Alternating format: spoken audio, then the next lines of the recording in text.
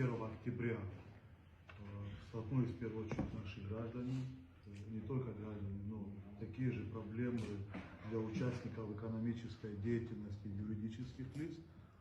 К сожалению, даже если вы поддержите и примете этот закон, та проблема, которая есть, она нерешаема. В смысле, который прислал президент? Потому что этот проект, когда в июле направляли, был направлен законопроект на решение одной задачи, одной проблемы. Да. То, что к 1 числу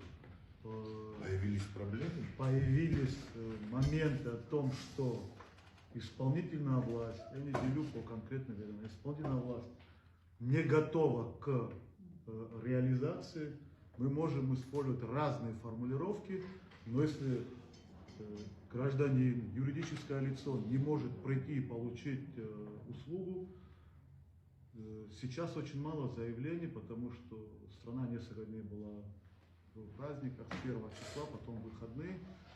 И почему я уточняющий вопрос задавал у Андрея Львовича, нотариальное заверение гражданско-правовых сделок, связанные с недвижимостью, в стране остановились. Да.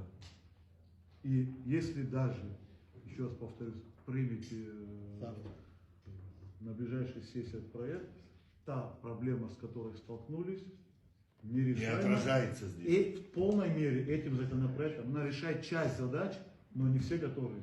Поэтому необходимо и поэтапное внедрение закона, и отсрочка его вступления.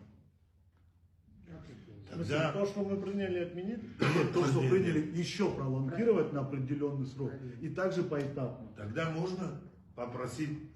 Потому что даже не все подзаконные акты, которые должны были быть утверждены, еще не приняты.